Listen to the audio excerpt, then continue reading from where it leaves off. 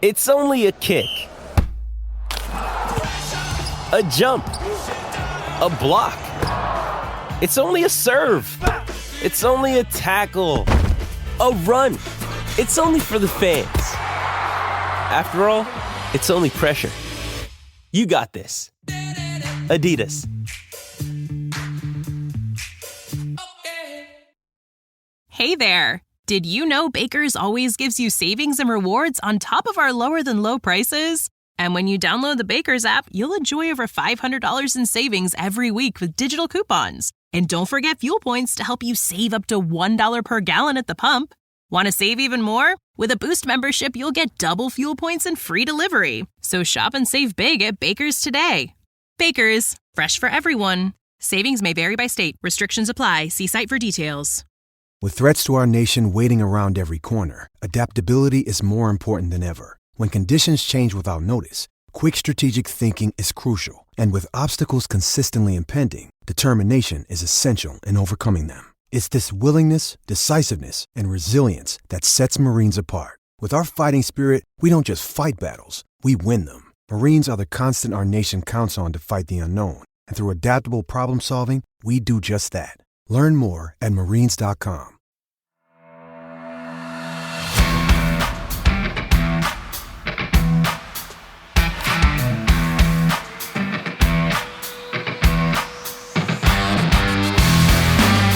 Welcome to the Rap Podcast, the place to catch up on all the regional and national rugby in Wales. You can find us on all the usual social media platforms and message us through there if you want, or you can email us on welshregionalrugbypod@gmail.com. So all the boring stuff out of the way, let's talk rugby. Hello and welcome to this week's edition of the Rap Podcast with me, Lee G. Joining me as per usual, I have Harley. I've got JP and JR this week just to make my life even more difficult. I can't remember whether they're James or Jamie, and now they're just Jay. So evening, gents. Good evening. How are we? I'm sure you two coordinate just to try and make life difficult, JP and JR. It's not fucking difficult to make your life awkward, mate. No, but I will say, before we start doing all the normal stuff, big thank you to everyone for sharing my survey stuff last week. I'm actually almost finished with it now. So I got a couple of weeks of stuff to do, and then I can actually focus on doing a podcast and stuff. You boys are delighted, isn't it? I can tell. I can feel it in my water. Oh, right. No, more you on the podcast. Oh, Yay, we've got Lee back full time. Let's start with a drink of the week then, shall we? So, James, do you want to go first, mate? Cup of tea every one Saturday. So I got a cup of tea and half an Easter egg. You're not allowed to start You can't start Easter eggs already. That's against the rules. I've been eating them since they were in shops. I don't know what you're lucky, on. You boys are a disgrace. Good Friday at the very earliest should be Easter Sunday, surely to goodness. Only if you believe in Jeebus.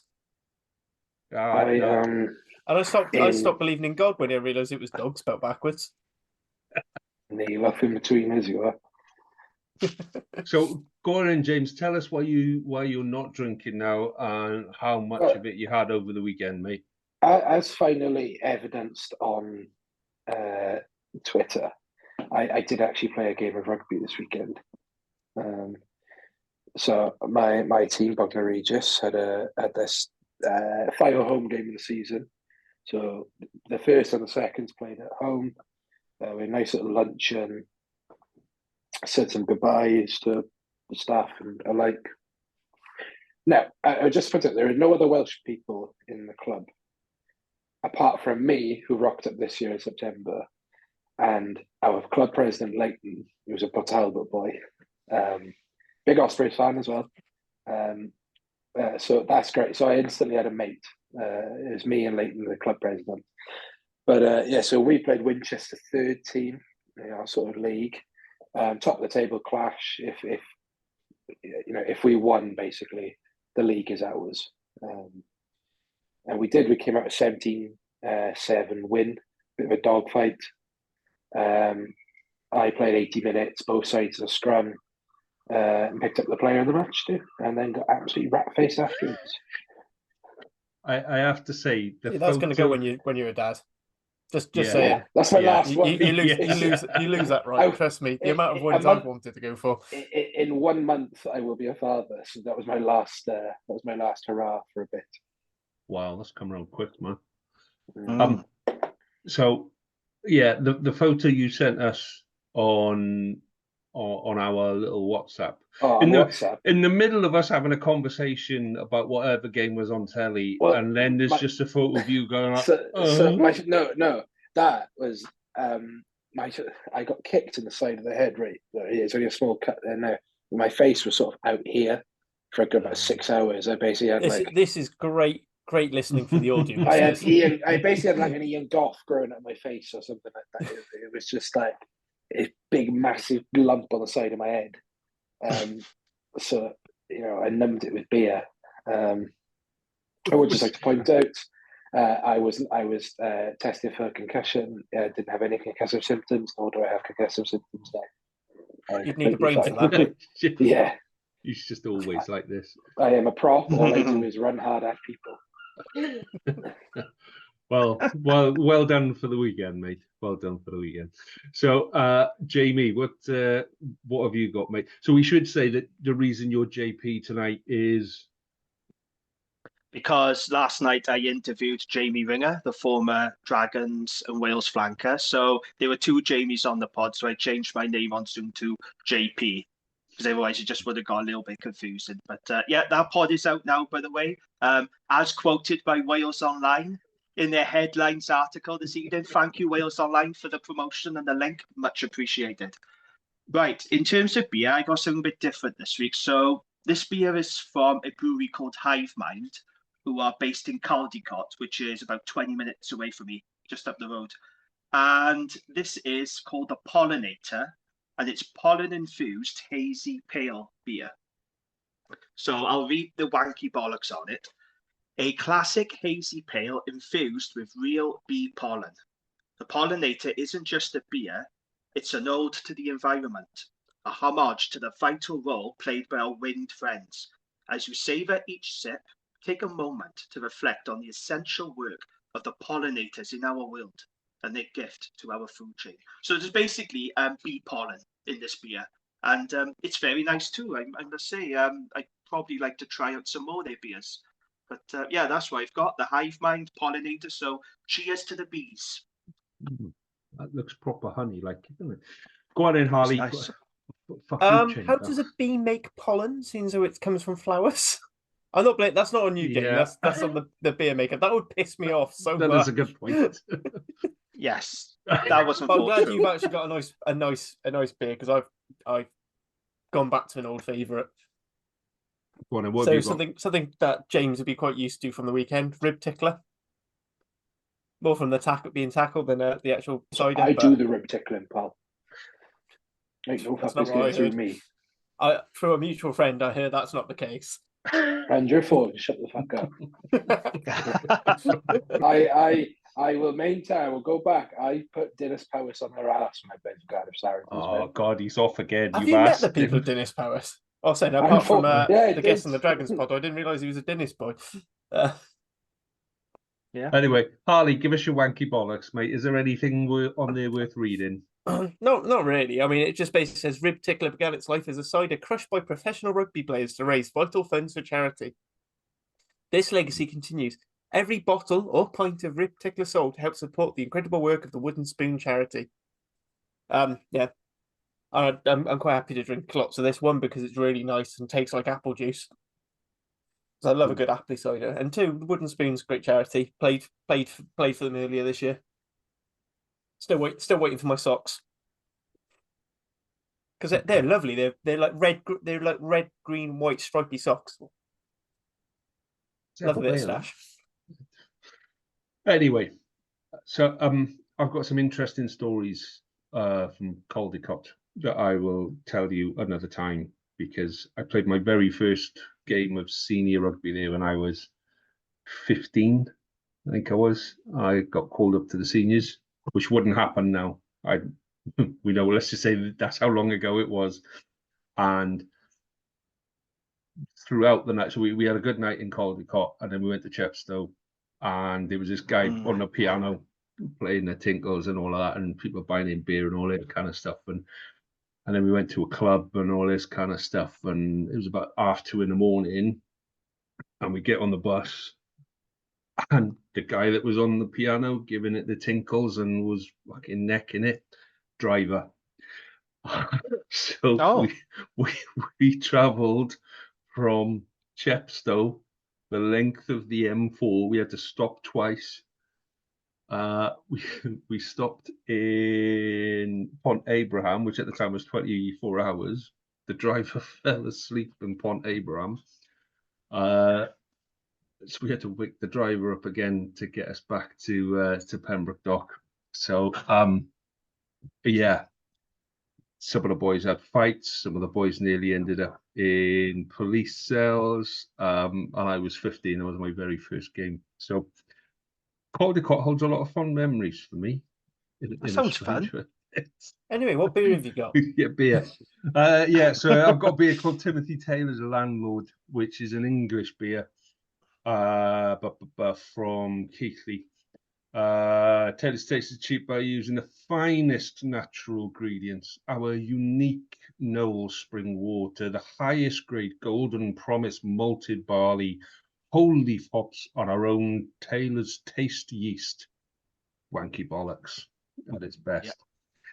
Right, okay, let's move on to News Desk, because there's a fair bit of stuff on News Desk this week, James, so all yours, my friend. Okie dokie, so let's kick off then with the news that broke last week. So Nicky Smith has signed for Leicester. The 29-year-old will join the Tigers next season, having exercised a clause in his Ospreys contract to leave. Now, Smith does have 46 Wales caps, so he is still eligible for Wales if they stop ignoring him. So, yeah, a good move for him. Now, James, I know you have spoken about this on your Ospreys pod, but just briefly, how big a loss is this for the Ospreys? Look at the scrum on Friday before Nicky went off.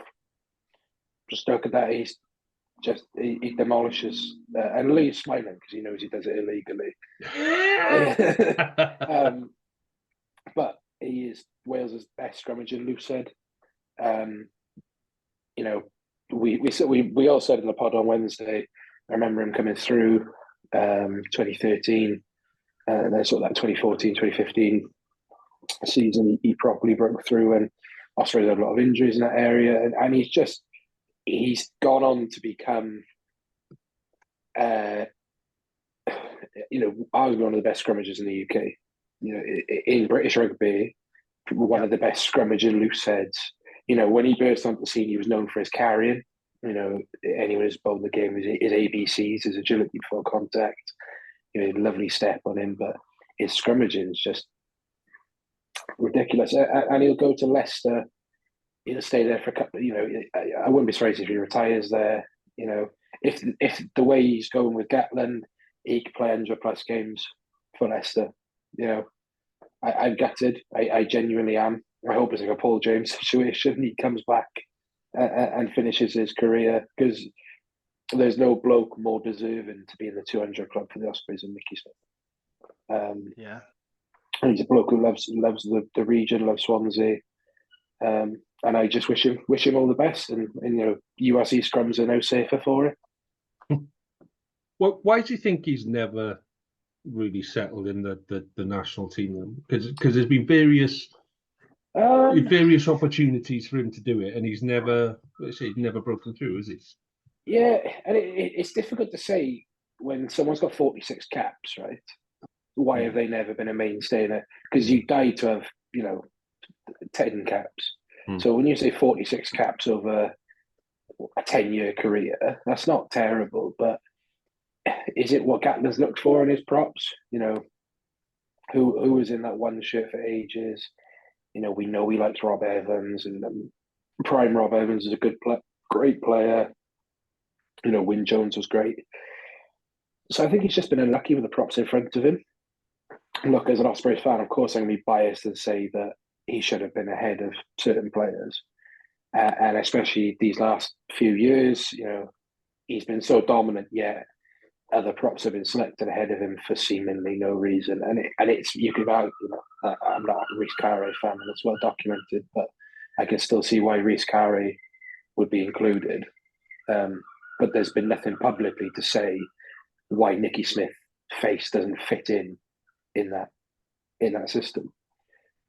Harley makes a great point every week about Jonathan Humphrey saying he wants to be a pushing contest. Doesn't need to be a pushing contest. It needs to be, I'm going to make you give away 3-4 penalties in a game contest and look to get you sin bin type thing. So, but his face didn't fit. He's got 46 caps, so the door's still open for Wales, but it's a loss for the Ospreys. Unfortunately, we just couldn't compete with. Yeah, fair enough. He should have had more than 46 caps. I mean, it's not bad going, but I've said many times, though, it's been criminal, actually, the way he's been constantly ignored, because he is Wales' best scrummager, who said, I cannot understand for the life of me why the Wales management have kept ignoring him. But it's a shame, isn't it? But good luck to him, I suppose. But there's another quality player leaving Welsh rugby, isn't it? Anyway, staying with the Ospreys, Wales Online, they are reporting that the Ospreys have won the race to sign Wales scrum half Kieran Hardy from the Scarlets. Apparently, Hardy had interest from Cardiff and clubs in the English Premiership, but the 28-year-old is set to sign for the Ospreys. What do you think of that, Andy? Yeah, I mean, we were told back in kind of January, December, January, that he signed for Cardiff, and it was, we were just waiting for announcement sort of a thing. So something's gone wrong somewhere, so there's been a change of heart, a change of mind, or whatever. Yeah, I mean, it is what it. I've said many times, we see the best of Hardy at international, and not necessarily with the Scarlets. I think he'll fit in quite well with the Ospreys. The idea of kicking, not necessarily let's pass the ball necessarily as much, and it is about the kick chase, and that's the strength of his game. He's a decent enough player. It won't be a loss to the Scarlets, in all honesty, because he's never been, the Scarlets' number one scrum half. And I think if he stayed next year, if Gareth Davis retires or Gareth Davis takes a little jaunt up to Japan or whatever it is, I don't even think Hardy would be number one then. I think the boys that are coming through would oust him fairly quickly, just because it doesn't suit the way the Scarlets play. So it's not a surprise to see him go, in all honesty. I am surprised as Ospreys, but I totally get why. He doesn't have to move house for one. He can stay where he is. So worth noting as well. Probably works better as well. It's worth noting as well. He's cousins with Luke Davis at the Ospreys. So Davis, okay. I'm pretty sure he's their cousin. So Luke Davis is only 21, I think. So, and if the other Osprey transfer rumor that was heavily linked from the Scarlets happens, he'll be joining his cousin as well. So, quite frankly, Toby Booth is building a familial army of just West Wales rejects. What happened to we only develop our own then, James? What happened to Toby Booth's baby army, We're just picking up from our sub-academy, mate. Booth's babies Booth's babies are well and truly in the pan at the minute, mate. I'm just looking to see how many. I'm trying to see how many caps for Scarlets Hardy has. I think he's got more for Wales. I suppose in his early days he did play a fair few, come off the bench and what have you. So anyway, how many do you reckon he's got for Scarlets? He must have high 80, surely, at least. No, I'd say it's about 100. 93. Yeah. Which, it'd be interesting to see how many of them are off the bench as cover, because he covered. He started 39 of them. Yeah, which is not and probably given the opportunity to be number one at Ospreys, can't blame him. What I will say, I think he'll struggle to get past Ruben Morgan-Williams. What I will say on the Hardy one is, it's not a signing that's going to set the world on fire, right? But it fits into exactly what we need. in terms of we need a competent 9. In terms, he's not young. He's got game experience. He's got test level experience. He's got a great kick on him. He can play at tempo. We've seen with the quick penalties. He's got good rugby IQ. He's exactly what Booth wants in a scrum half, and he's essentially a bit like he's a younger Aled Davis. He's very much in that Aled Davis mold, I think. And if he was younger and cheaper, I think we'd be looking at Aled Davis instead, because he's coming to the tail end of his contract at Sarries. You know, if he's out of contract this year, so it's a shrewd signing because it just means we have 3. If all is to believe, we'll have 3 the senior 9s all vying for starting spot, and then young Rodri Lewis, who's impressed for the under 20s, as that fourth choice. So yeah, I don't hate it at all.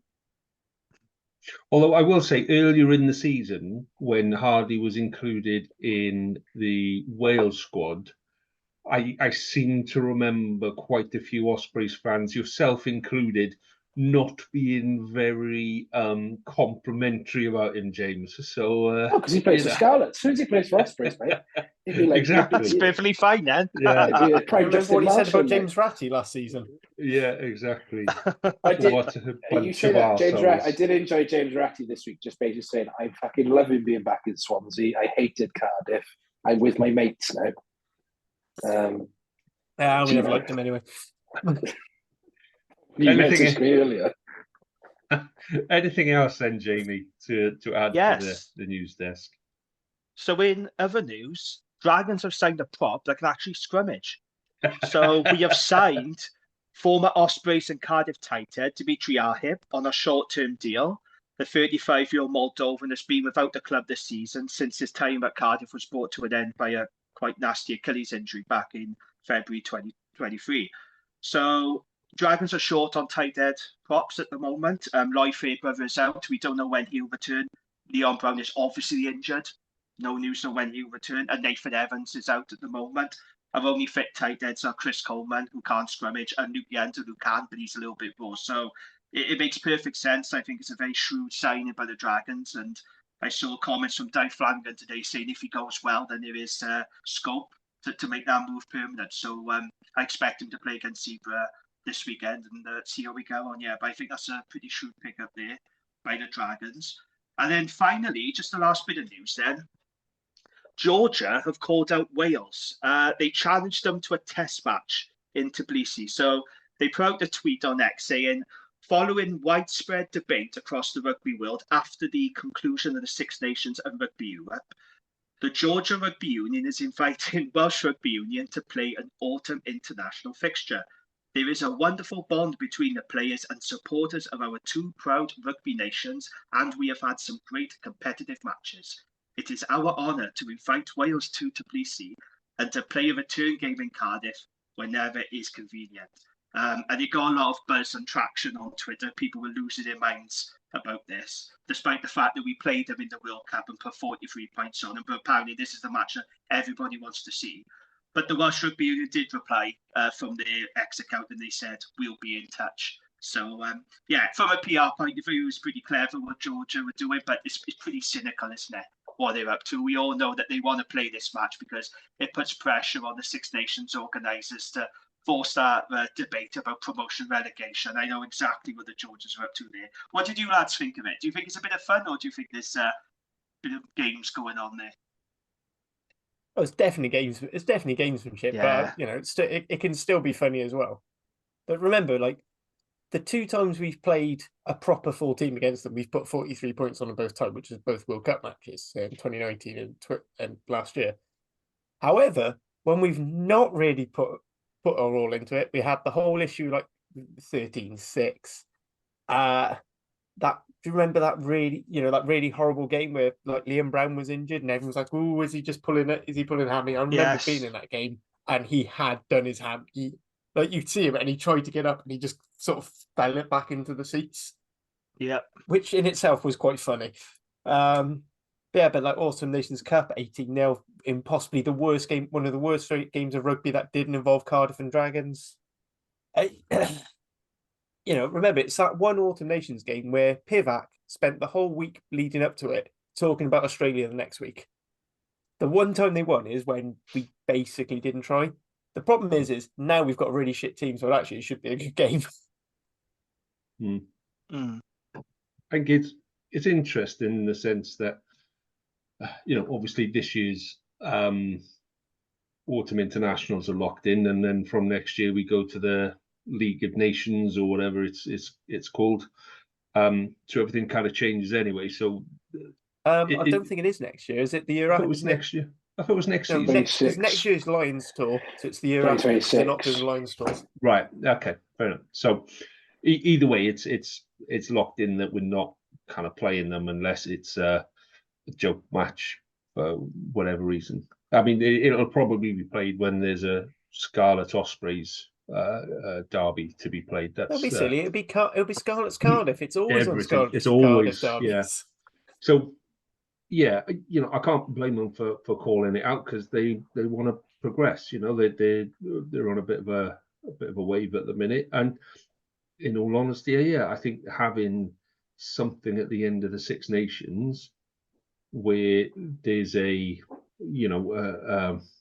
like a playoff thing with the winner of the league below and the bottom of the Six Nations have a playoff. Yeah, I think that's actually quite a good call. It would add interest. How you fit it into the rugby season, I don't know, but I think it's a genuine call to be made. I think the issue is these things get planned so far in advance. As soon as next year's Six Nations fixtures are all locked in, tickets are being sold, hospitality is being sold. If you then start fucking around with that, then the money men get unhappy, and that's where the issue is. So, but in principle, I quite like to see it. I quite like to see relegation and a promotion playoff or whatever it is. I'd quite like it. It's not going to happen though, is it? Because this is a tournament that's run by the unions, right? So let's just say, for example, it did happen. Wales finished last. They get relegated into Rugby Europe. Welsh Rugby would be in financial ruin. And no union is going to vote for that. No union is going to vote to lose all that money from revenue and TV rights and everything else. So it's a non-goal. It'll never happen. It'll never, ever happen because no union will vote for it. Also, I'm pretty sure contractually they cannot be taken out of the Six Nations because of TV deals. And that's what the Italy thing is, because the market in Rome is so big and that TV market is so vast just for that set of Rome games is they financially, not just Welsh Rugby Union would crumble, is the actual Six Nations brand would crumble, because yes, they would have the bounce from the Georgian Tbilisi market, but that's not going to be sustained. So look, I am very much on the fence about relegation playoff stuff, right? Two of the best games I ever watched, I'm trying to remember the year, were the Bristol versus Worcester playoff game or whatever it was, the automatic promotion game in the Championship to go up to the Gallagher Premiership. Them two legs were two of the best games of rugby I've ever seen, right? The third best was Swansea University versus Nottingham Trent University a few years ago for them to go up to the Bucks Super League. Right? Playoff games add jeopardy, I get it. But it doesn't make sense in a historic competition, the Six Nations, or which was the Five Nations, which they added Italy. It's not, I don't think it's a case of playoff. I think it's a case of, do we have a genuine, serious conversation about adding Georgia or adding someone else, rather than let's kick the Welsh out because actually we're just harbouring xenophobic thoughts about our Celtic neighbours. No one, as Harley pointed out the other day, no one's ever said this shit when Italy, when Scotland will get the women's belt. No one's ever said let's get rid of Scotland. That's my take on it. Yeah, that's a fair point. I just want to go back on the commercial thing, because speaking of Wales, so every Six Nations we either have 3 or 2 home games. If we go down to the Rugby Europe Championship, even though it's the same number of rounds, the semi-finals are done in a neutral venue, and the final is, like this year they did it in Stade de France. So you only get 2 or 1 home games. On a union that is basically, trying to throw in as many internationals as it is anyway, that would cripple us, because that's, we would be down to 2 regions in no time at all if that happened. Because they would say, oh no, we've lost 6 million quid, right? Merge the Ospreys and Scarlets, kill the Dragons. But Cardiff, how many you go off into a thing, and we'll just have the women's team. Think how many Taylor Swift concerts we could have at the Millennium Stadium then, though. We wouldn't. The Millennium Stadium I'll be honest, would be it means I can available. get a ticket. Anyway, James, let's move on, mate. That's it. That's all the news I have for this week. Okay, right, no props. Well, normally at this point, James would do his beef and banter, but seeing as he's kind of still hungover from his try celebration on the weekend, we're going to give James a week off and allow him to stoke his anger once again. Plus, he barely watched any rugby this weekend because he was half cut. Tom Shanklin and Sean Holly talking about sausage rolls. There we are. That's fucking beef. Shit. Actually, tell you where's my beef is Robbie Owen, right? Jammy bastard went to visit the Ospreys last week. He had a great time. He filmed some really good videos. Had a really good sit-down 10-minute conversation with Toby Booth. Then went to the actual game on Friday, got the tour on the changing room pre-match. The only saving grace is Robbie's been to the stadium twice in like 2 years now, both against defending champions of their respective leagues, and we've lost. So it's karma, if I'm honest. But on the plus side, you've at least been trained by Justin Tipperick. Oh yeah, did you like that story? I loved it. I'll be honest, as much as I love Dolly, I mean, Phil Dolman and Justin Tipperick, it's 2 very different Phil Dolman. Welsh players, isn't it? So the bit I liked about it, James, was the bit the difference between a fan and a supporter. So I quite like that. Genuinely, I used that in school today. He said the difference between a fan and supporter. You wouldn't hear Dwayne Peel come out. He'd get that wrong. You wouldn't hear Dwayne Peel, mate. He'd be sitting there going like, Right, let's move on to the games from last week then. Let's start on Friday night with Glasgow and Cardiff. So let's start with the first half then, Harley. Let's do the first half first, and then you can let loose on the second half. I'll talk about it all in one go, to be honest, because I think actually it sort of parallels across. And this is a game I definitely did not have on in the car driving. That's something that needs to be told. I definitely was not sort of occasionally glancing to see Reece Carey sort of trundle up from a metre out. So first of all, yay Cardiff, we've restored pride with another losing bonus point. There you go. I've said the line, James. You can switch off now. You let the boys.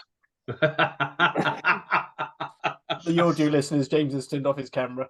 So I mean, the first side this season to take a losing bonus point from Scotland. So that's something. It shows. We're sort of there up against the bigger teams, but I mean, we're still not winning, so it doesn't really help.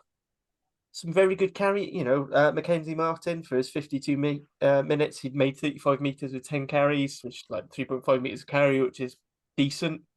Made 14 tackles out of the 15 attempted.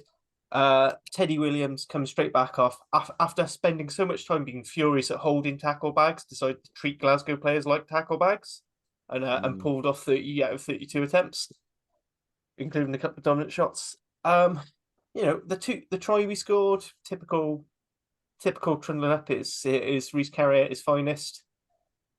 Powering through the line, then Thomas goes over. But the thing I'm annoyed a bit about is we got held up twice and pushed into touch twice more because players weren't thinking, all right, what's the best play? Let's go through. And it's that sort of, I think that's the sign of where we are mentally as a team, where we're so desperate to get those points. But I mean, fantastic defensive effort against Glasgow, keeping to the 17 points, basically nullified them all. I mean, yeah, he was actually. I know James uses pride as a cliche, but actually, it was at least a very promising performance because you could see something go. You could see something going from there. But it's another scoreless half, and this is what. And you may have noticed the theme of scoreless halves. This is what happens when you fill the Wales team with a load of Cardiff players. We get scoreless halves at rugby, but we're all very proud of it.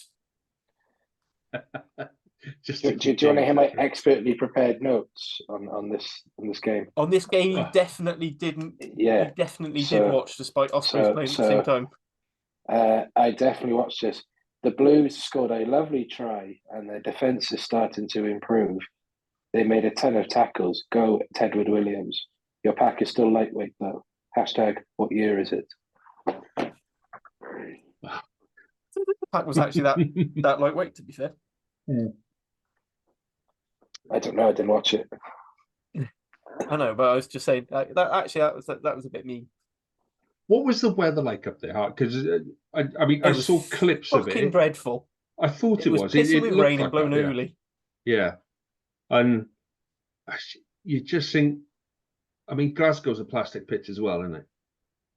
Yeah. So, I mean, the pitch is fine, but it just the clips that I saw. Just everything looked like it was wind affected. That's what it looked like. It looked like it was bloody horrendous and cold and wet and windy, and yeah, just nothing seemed to well, not nothing, but all the key bits didn't seem to work. This is a part of the problem. We didn't make the most of the wind in the first half. So obviously we had the wind assistance in the first half and didn't work. I mean, Tina Stabia had an option for had to go at a penalty.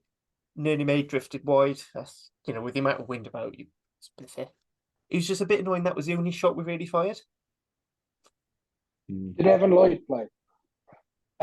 Weirdly, no. It was Evan. It was the other Evan on the bench, who had a very good game.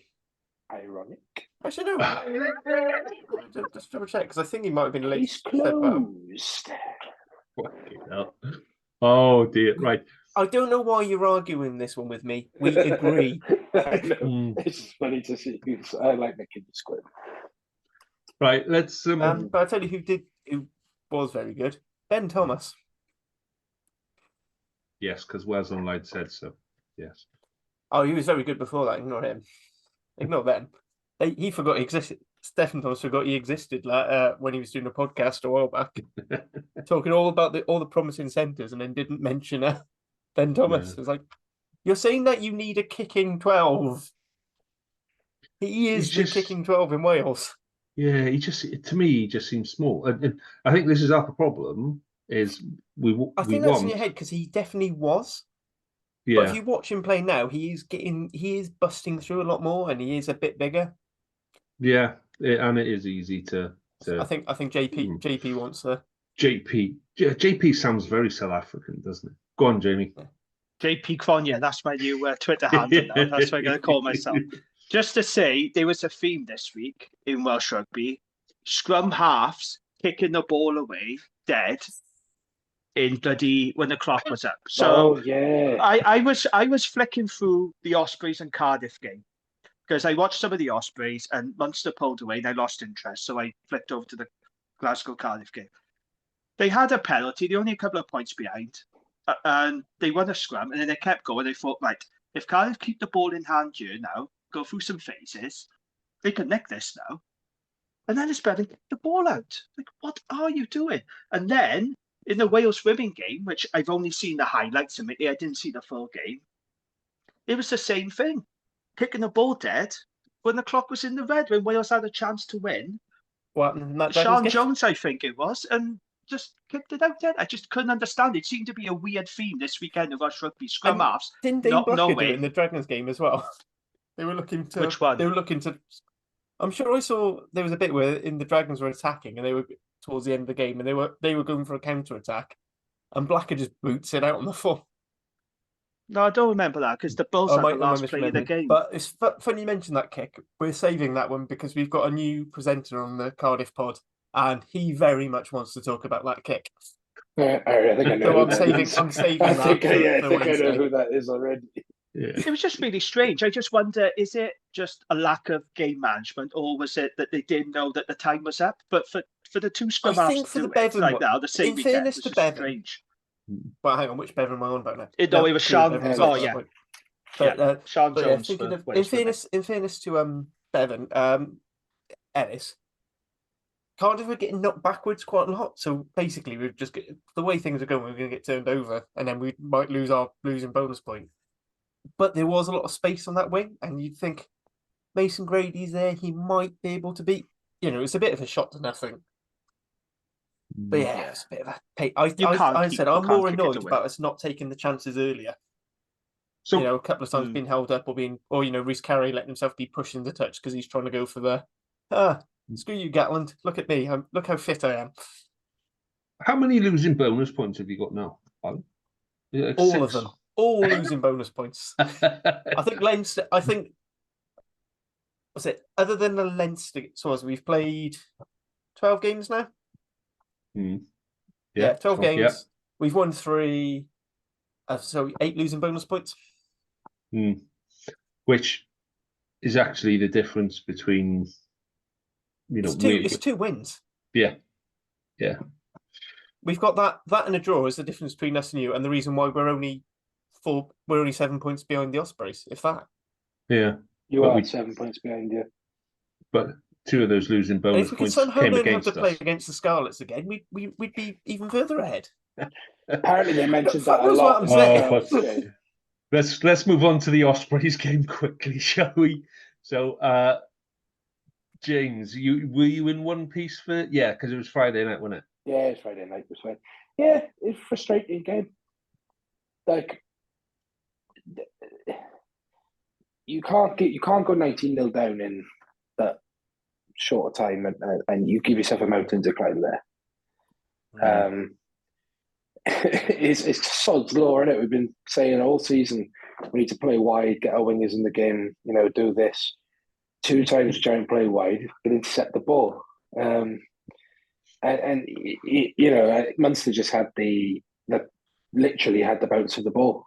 If you saw that try Sean O'Brien scored, how it doesn't go out. Yeah, how did that stay in? Justin Tipuric, it slips off his fingers, and Owen Williams he misses it. So look, and Tony Booth has said before, you make your own luck, right? And Munster did that. I have no qualms with the way we lost. I just genuinely think someone smashed a mirror or something in the stadium, because the amount of shit luck we had that game. Statistically, you could argue it's the best performance of the season. Barring Snyman, we outperformed their pack. Scrummed them off the park. Lineouts are pretty much identical. We got the driving maul going. Cuthbert looked hungry. Kieran Williams looked hungry. Boshoff and Rudolph were great again. I thought when Jack Walsh came on at half time, he changed the game. So we did really well to get back up to 3 tries. And then Cameron Jones makes a break. We're in the 2-1-1. Gives it to Cuthbert, and his hamstring pops. Oh, I felt so sorry for him. That was horrible, wasn't it? Really feel for the guy. Yeah, and I absolutely that's 2 points there. Yeah. So that's 2 points. We would have been on with 32 points. Basically meant that, no offence to Cardiff, but I think Cardiff would be out of the running of catching us after that. And it just puts us in a slightly better spot now, because we're in 11th on 30 points. There still is only 5 points for us in 5th, but where does our next win? Realistically, if we want to have any chance of making the playoffs, we have to beat Lions with a bonus point and deny them anything. Just one point I wanted to add to for James when he said, it was when the Ospreys tried playing wide. All right, I got told off for criticising the Ospreys a couple of weeks ago, and it was because they started playing wide and they didn't stop playing what has let them win these games. And it is playing tight forward rugby. So I just don't get why they're giving in the pressure and wanting to play jouet when it's not. It doesn't work for them. Well, they keep making. their best place is kick and clap and scrum people off the park. It works. But they keep talking about the point I was going to ask James is about the attendance, but they keep talking about we want to play entertaining rugby, we want to play exciting, wild, exciting, edge of your seat rugby and all that kind of stuff. And when they do, they fuck it up. So, like you say, yeah, stick with the winning stuff and let the marketing team work on a different marketing strategy. It's a shame though. That attendance is a shame because, to be fair to the Ospreys, they do deserve more support because they are the only Welsh team that's properly pushing for the playoffs. They are the only Welsh team that's still currently in Europe. I think they deserve far more support than they're getting at the Swansea.com, and it is worrying, these crowd figures. And I just wonder, does it get to a point where they say, well, actually, we can't have this stadium now because we're not getting the support? There needs to be crowd support in order to push this, this move for a new stadium. If you're only getting sub 4,000 crowds, it's a shame because, like I said, I think they deserve more. The Ospreys. I mean, was it there's 1,000 more people at Rodney Parade, or near enough 1,000 more people at Rodney Parade? The official attendance was 4,600 odd something, but I can tell you now, I haven't been there myself, there was not 4,000 people there. That's just the official attendance, which, as we know, includes season ticket holders. But yeah, but it doesn't look so bad, does it? That's the difference. 2,500, 3,000 people at Rodney Parade actually looks okay because it's only an 8,500 seater stadium. When you got less than 4,000 at the Swansea.com, which is 20 odd plus thousand, it's not such a good look. There's a lot of empty seats. And like I said, it's a shame because I think they're playing good rugby at the moment. They're playing winning rugby. They deserve to have a bigger support base there. It's like how Big Cap looks when they've had the under-20s and the Wales women there. It's I mean, they do it because they just pack everyone onto the one side, and then they open south.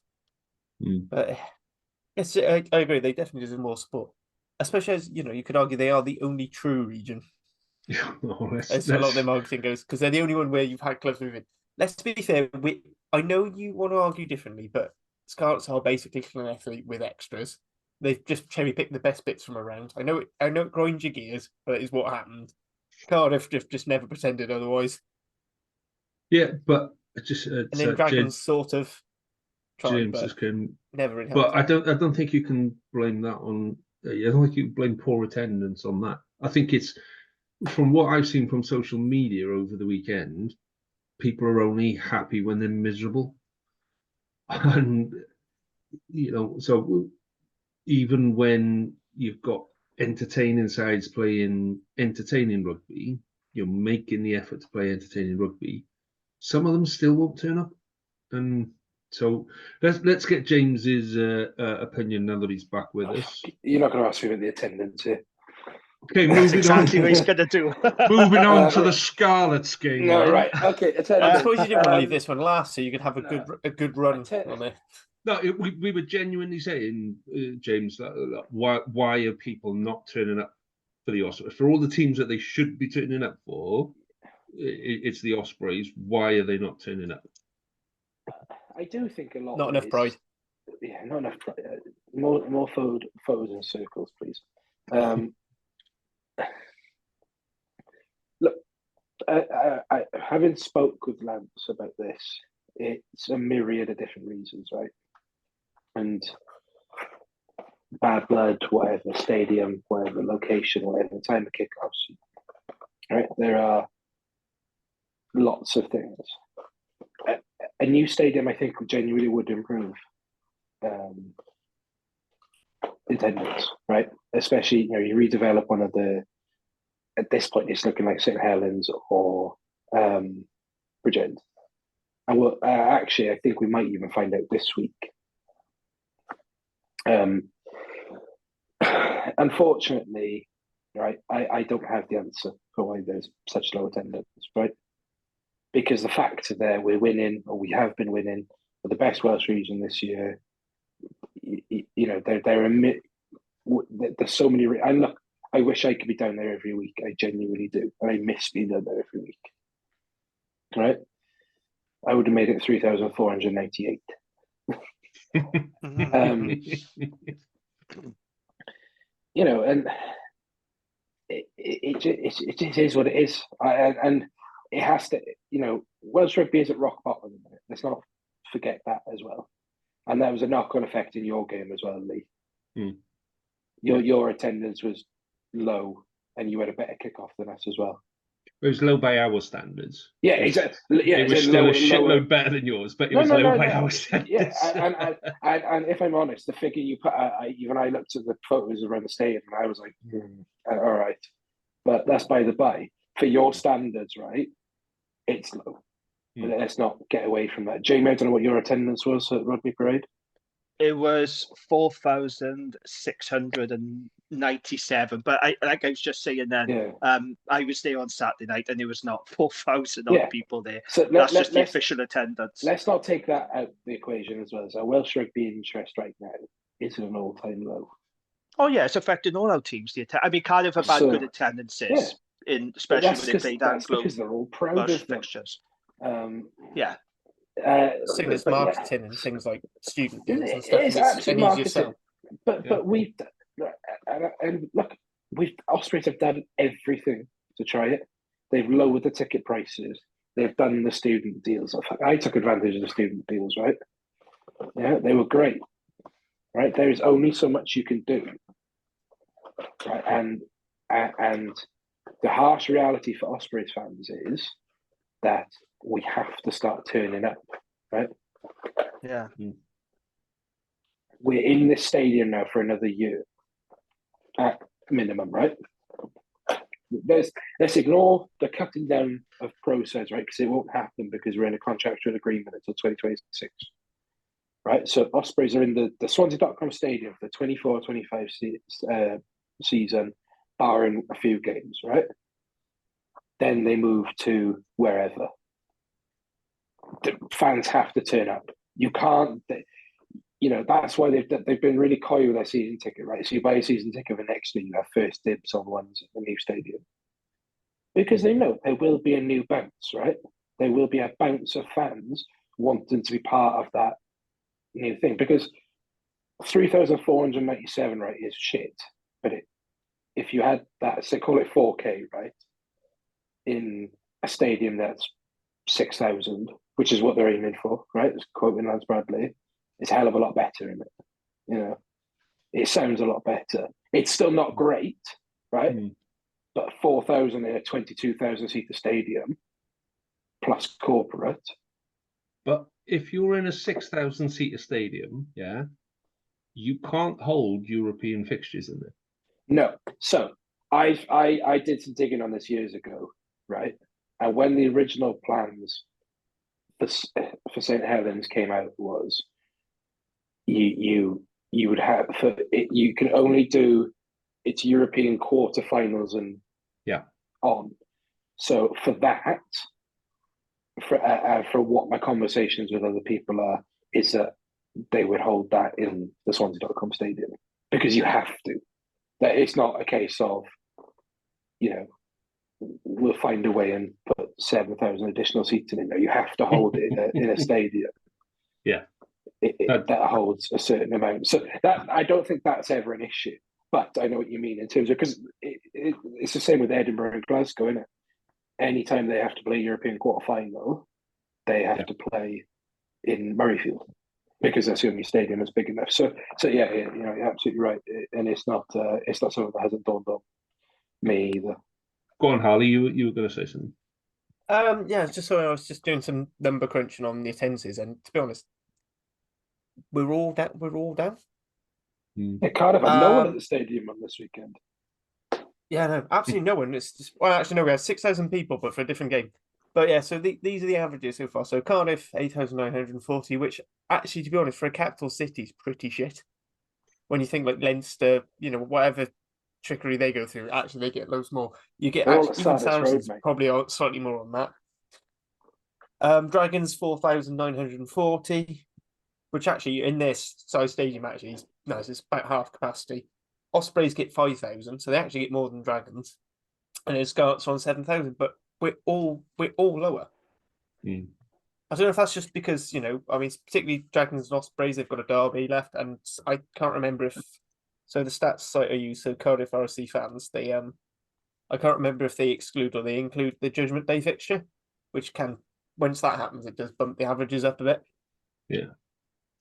But we're all okay. Let's so you've got peaks and yeah, I think it's interesting that this peak. We had a huge bump after lockdown, and now Yeah, they've all because sort of, and they're all dropping at slightly different rates as well. you Which want is what just, you can't have. we need another lockdown. Well, Bring back the rainbow that's not cap. serious. Bring back the rainbow cap. oh fuck, here we go. Oh yes, Right, please. I'd love to see talk, Benetton regained. let's talk Scarlett's Benetton before James No, let's talk completely attendances loses it. more. How about let's do Dragons and then we can all log off. So and then Lee can just carry on about the Scarlets all the way into the Fever pod. I tell you what. Get yours out of the way. Chronological orderly. Yeah, I know. Actually, I am gonna say let's do Dragons and Bulls for about 3 minutes, maybe. So let's do Dragons and Bulls, and we'll come back and do Scarlets in a minute. So what did you make of that game, Jamie? Well, we have discussed this on the Dragons Layer pod, so I will be kind of repeating some stuff, but yeah, I actually thought it was a good effort by the Dragons, all things considered. Bulls are second in the URC. They're pushing for the title. They're many people's favourites to win. And considering where they are and considering where the Dragons are, which is rock bottom, I actually think it was a decent performance. I'll get the negatives out of the way first. So the Dragons' attack is still lacking a cutting edge. There's a lack of accuracy in the opponent's 22. I'm still not entirely convinced by Matt O'Brien as our attack coach. But our attack is letting us down, I think. So that needs to be sharpened up. And then the 2 yellow cards. Will Reed, yellow carded for kicking the ball out to the Bull scrum half's hands. You can't do stuff like that. I mean, you might be able to get away with it playing for Newport RFC in the Welsh Premiership, but you can't do that sort of thing in the URC. So I think Will needs to wise up a little bit because I think some of his decision making lately has been quite poor. So that was pretty needless. That led to a try. And then Elliot D, he had a yellow card in the second half for slapping the ball out of the scrum half's hands, which is a shame because Elliot actually had a very good game. So he came on early for Brodie Coughlin. He picked up a knock. Elliot played really well. He took his Wales form into the Dragons. And apart from that silly yellow card, he actually had a really good game. But of course, that's what led to their bonus point try at the end. And so it was 2 very needless yellow cards. So yeah, that was quite disappointing. So look, I'm going to have to do something I don't like doing. I'm going to have to talk about the officiating. Now, as you know, I don't normally like talking about this on Rap. I don't do it on Dragons. And anyone who follows me on X, I am not that kind of guy who constantly criticise referees because I don't like it myself. However, I am going to have to call out the officiating because on Saturday I thought it was quite poor. And I think Dragons had a lot of calls, very harsh calls go against them. And Steph Hughes was pretty upset after the game, and Di Flanagan was also very unhappy.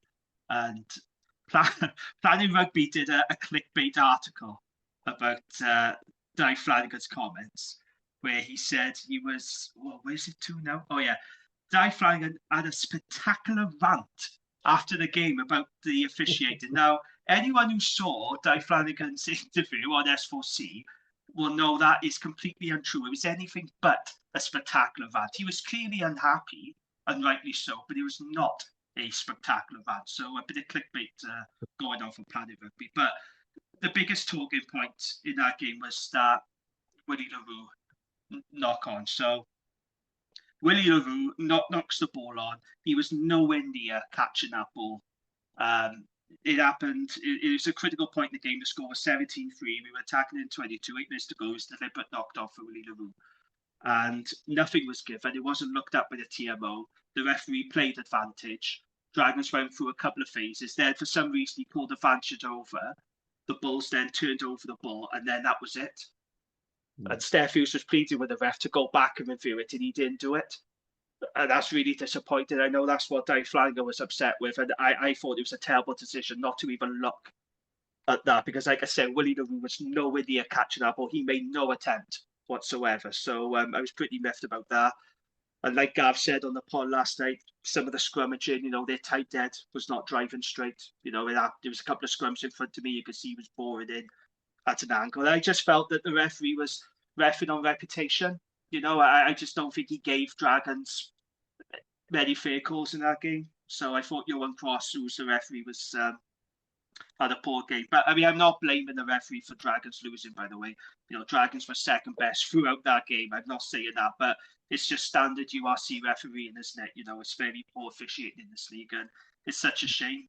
But that's my gripes from that game. But in terms of positives, I have to say I was really pleased for the physicality of the Dragons. We did front up quite a lot against a massive Bulls pack. And that did please me. I think the 6-2 bench split worked well. We did cope with their power, I thought, pretty reasonably. I loved seeing Rodri Williams pick a fight with 220-stone props. I loved that. And he more than held his own, to be fair. I know some South African rugby Twitters are saying Rodri shit himself and he backed off. No, he did not. He did not. He stood up to him. So, nice bit of shit down from Rodri. I enjoyed that. Good to see Ben Carter back. He's bulked up. Di Flanagan said... I did see a photo of him. He looked big. Yeah, Di Flanagan said he's been doing a lot of gym work in his rehab, and he does look a lot bigger. Just like I said, it's nice to see him back. Cardiff will be a good game. Checkbook open for him soon now. Oh, they'll be sniffing around, no doubt. Yeah, well, he can come back off the loan now. I know, that's Screech, wasn't it? We'll just change the paperwork to Dragons, whichever Dragons lock we want now. We can have Screech back if you want. Although, to be fair, he did have a decent game on Saturday. Screech is a perfectly good regional player. He's a decent but no, you can keep Lewis Jones. Oh, that's a shame. Tame Basham had a good game. The Ospreys. Wainwright came off the bench and instantly gave us go forward, which was really pleasing to see. Kai Evans had a decent game. So, I thought we did all right against a big, strong, powerful team. And, considering where the Bulls are, where the Dragons are, I thought it was going to get quite ugly at one point when it was 17-3. But, I spoke about it last night. I said this was the equivalent of Manchester City coming up against Sheffield United in the Premier League, So you've got to bear that in mind. And, Willie LaRue said after the game he was playing with a batch because he did set up those 2 tries. He said the Dragons played really well, so credit to them. They made it tough for us. But that's nice to hear, you want to hear that. We want to make it tough for teams to come to Rodney Parade. We're not going to beat these teams, but at least make them work for it. And you can't question the Dragons' spirit or attitude in this game. I mean, there have been some occasions, as you know, where I have questioned the work rate of the Dragons and I've questioned their attitude, in various games such as Cardiff, Sharks, Lions, Munster. But you couldn't knock their credit, you couldn't knock their spirit. In this particular game, it was just the case that the Bulls were just too good and too powerful for them. So, plenty of positives to take from this game. The scoreline doesn't look like that, I know. It looks quite ugly, but I don't think the scoreline fully reflects the Dragons' efforts. So, onwards and upwards to a must-win against Zebra on Friday night. Okay. So, James, are you just putting your hand up because you're bored, or... No. So, this is that passage of play is the one bit of rugby I've seen from your games this weekend, apart from your Edwin Swatch. I honestly, Jamie messaged it to me earlier because we were talking about beef and Manta, and I said I honestly counted around 9. I think it was genuinely about 9 penalties to the Dragons alone in that same passage of play. Yeah, and my issue, right, and this is where you argue about my beef is. I said this is the exact words I said to Jamie, was the URC does get a lot right. But the standard of refereeing has just seemed to have got worse as time has gone on. Right? Because Holly Davidson was pretty bad for us on Friday. I said all people want is accountability. I could deal with human error, right? I've been a referee. I deal with referees, as a prop, I deal with referees a lot, right? Trying to get the scrum safe and steady and things like I get human error, but when there's no acknowledgement of consistent error in judgment, right? That's when people get annoyed. And it's like I'm quoting a certain Scarlet Fever podcast who said that they're sick of referees doing analysis. And unintentional biases against Scarlets. But in a way, it is right because you come up against a team right, like Scarlets this season, who have been poor scrummaging wise, you're in your back of your head is like, oh, that Kenzie Mathias, he gives away penalties at the scrum, so I'm going to look for that. Or just say Dragons give away a lot of penalties at the breakdown, right? Which is how that phase ended, right? They're going to look at Dragons at the breakdown. Cardiff, they get red cards a lot, so they're, well, let's ping high tackles, when Kieran Parker tries to kill someone. Osprey's perfect, so we don't have to worry about that. But no, seriously, you don't do anything. No, exactly. There's just no accountability in the refereeing process, right? And I do not agree with the likes of Galtier, and Rassi calling out refs publicly. This is not what I'm doing. All I'm asking is that there is public acknowledgement of poor decisions, like the one in the Dragons game that is a deliberate knock on that should have at least been looked at, and the fact that it was not flagged by the TMO is a failing of the technology and the resources that modern referees have available. Go on, Harley, and then I'll just one point. Different league. I know it's not a league we covered, but we had a similar thing in the Saracens Harlequins game in Premiership where there was a shoulder to head clear out, didn't get flagged up. Cardiff had a try. There was a potential where they could have looked back to see if there was grounding. Frank Murphy went no, can't be asked. But then, that's Frank Murphy. The Frank giveth and the Frank taketh away. The one that really bothered me was the fact they didn't even look to check. Kai Evans had a near 50-22, and they didn't bother checking it. Willie LaRue does one, and again, it looked about it gone out in the same place, and they just said, "Oh no, it must be right."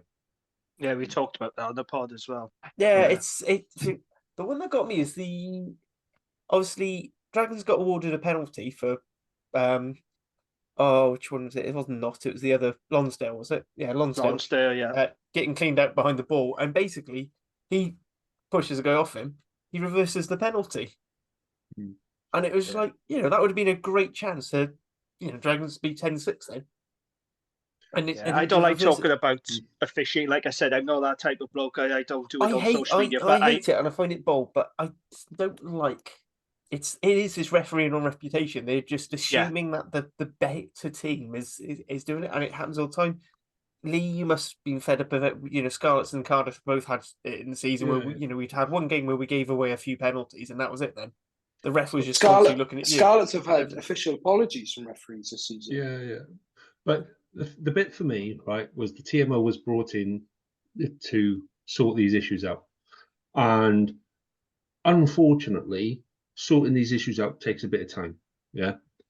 And we're now in this position where as soon as there's a delay of 30 seconds or more to do something, to review something, then people start getting narky and the commentators start giving it all of this and all that kind of stuff. I think we need to change something, take a little bit out of American football, where we go, right, 2-minute timeout. We're going to review this, 2-minute timeout. And you put entertainment on the pitch and you put adverts on the telly. Everyone's happy. More income, more dancy ladies, more dancy guys, whatever your taste is, crack on. And it gives the TMO time to say, actually, right, let's have a look at this and let's do it. And there's no pressure on this needs to be done inside 10 seconds. I don't think the issue is the referees. Referees are human, like we've all said. And I've been there as well, James. I've been a referee, and I've been on the pitch where you sit there and you look at the referee and you go, what the fuck was that decision? But if it's just the referee, they can only see what they can see. There's literally this viewing point here, and anything that they can't see there, they can't give. TMO has got none of that. And it's a TMO process that we need to improve. And they need to improve it really, really quickly. And the other bit I would change, again, taken from NFL, is we need a ref mic. We need, and even if it's not the ref there, but somebody at the end of that, let's say it's a 2-minute stoppage, well, the referee stands in the middle and they go 14 Dragons offside, overturned for a reaction, penalty Dragons. We get stadium announcers to do it. I want to get Tabsy to do it at the Ospreys. But too good, 14 back, you're offside. Thank you. But do you know what I mean? We need to think differently from it. The reason the TMO was brought in was not to speed the game up. It was to make these decisions accurate, and we're not making these decisions accurate, and we can see it. So the other thing is when the TMO works best, right? Is you hear it on TV, you'll hear check in the ear, and as players going on, you'll be like, right, Dodgy, what's up, mate? Got a shoulder overhead for you to look at. Right, blow up, TMO. Right, I've got foul play. Show it to me. Process works brilliantly there. You get the best referees when they think a try is scored or not scored, they go, right, Dodgy, I've got for me, I've got on-field try. Do you have any evidence that it could be overturned? No, right, that's it. Well, the TMO works. It works brilliantly. What we've got to think of as a sport now is, right, when is that process used properly? Dangerous play and try, yes or no. It should also be every time, whenever there's a deliberate knock on, I think. Because games are won and lost on it now. Yeah, but then you can call that any number of times. I think that it's not for us to make that decision here and now, but I think that there needs to be more thought about that TMO, but how that TMO process is used within the stadium, with Ontario, and there needs to be something. The last thing I want to have is Tom Shanklin prattling away for 2 minutes while they make a decision on the TMO, telling people how to scrummage. Yeah, we need to do something different other than that. So, can I just quickly add one more thing before we go on? Because Dave Flanagan did not blame the referee. I'll tell you what he actually said. I am not blaming the ref.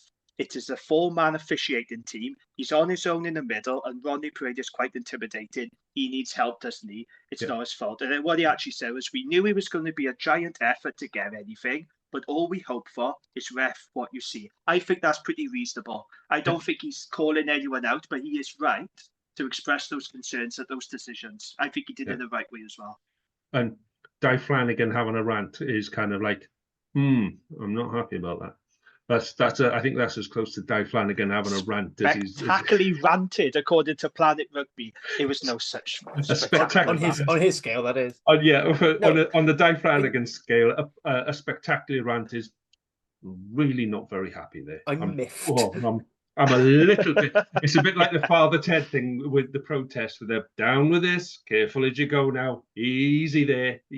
That's Dave Flanagan. He's too nice. Jamie does bring up a good point. We've basically said the ref and the TMO. The two touch judges, and these are usually, I mean, for us, not always, but a lot of the time, it is a qualified ref as well.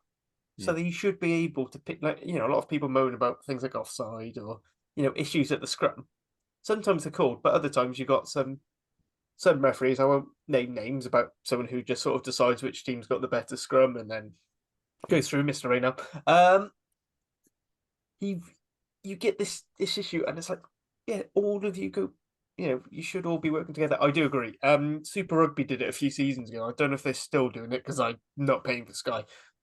But when they have a TMO decision, it's played through the speakers in the stadium, so you can hear it. And actually, one of the most useful things I've ever invested in is a ref mic for when I go to the Principality.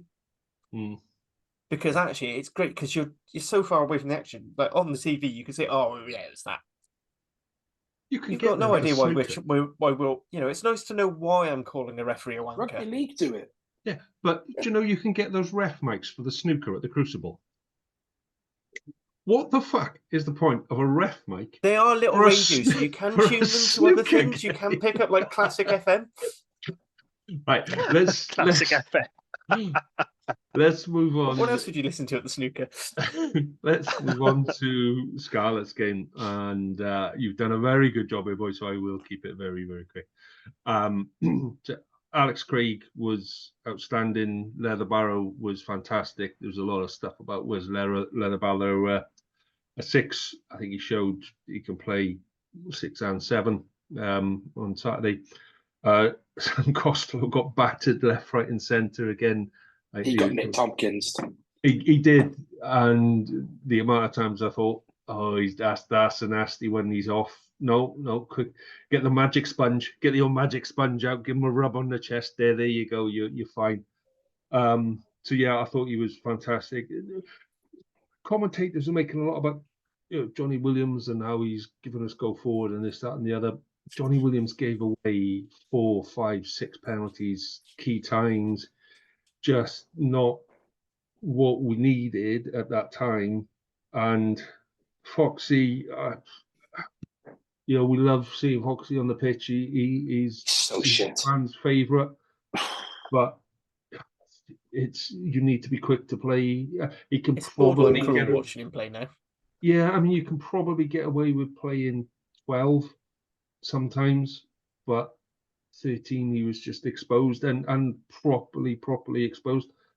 So yeah, it is a bit like, he's such a big presence within the squad and within the team and within the whole setup. When he goes and does community events, it's full. People want to go and see him. They want to go and get their photo. They want to go and get his signature and all that kind of stuff. So, I totally get making the most of him while he's there, but we missed a massive opportunity.